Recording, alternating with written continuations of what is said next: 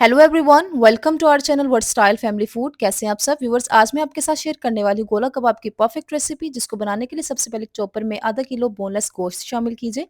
साथ ही शामिल कीजिए 3 table spoon fried onions, 1 teaspoon ginger paste, लहसुन के कुछ जवे, कटी हुई हरी मिर्चें, 1 टेबल स्पून घी, 1 टेबल स्पून लीमू का रस, 1 टेबल स्पून दही, जिसकी वजह से कबाब बहुत जूसी बनकर तैयार होंगे, 2 टेबल स्पून बेसन, 1 टीस्पून नमक, आप अपने हिसाब से इसको एडजस्ट कर सकते हैं, 1 टीस्पून लाल मिर्च पाउडर,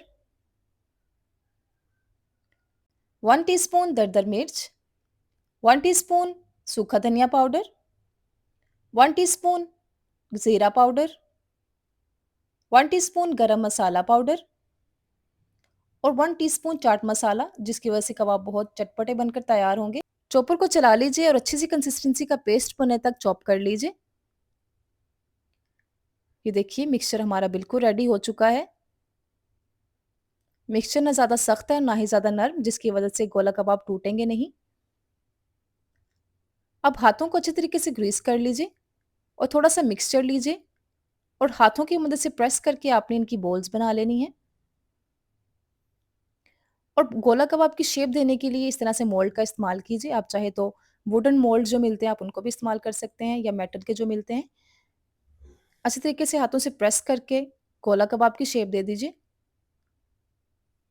इस तरह से तमाम गोला कबाब प्रिपेयर कर लीजिए। अब ऑयल को मीडियम फ्लेम पर गर्म कीजिए और गोला कबाब को शैलो फ्राई कर लीजिए।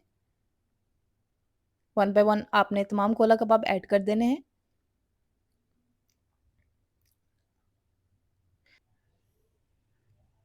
जब एक साइड अच्छे से गोल्डन ब्राउन हो जाए तो साइड को चेंज कर दीजिए और दूसरे साइड को भी गोल्डन ब्राउन तक पका लीजिए। इस तरह से आपने तमाम गोला कबाब पका लेने हैं। जब ये बिल्कुल तैयार हो जाएं तो इनको डिश आउट कर लीजिए। चटनी या केचप किसी भी चीज़ के साथ सर्व कीजिए। मैं उम्मीद करती हूँ आज की रेसिपी आपको बहुत ज़्यादा पसंद आएगी। वीडियो पसंद है तो लाइक कीजिएगा, शेयर कीजिएगा और हमारे चैनल को सब्सक्राइब कर लें। Bye bye.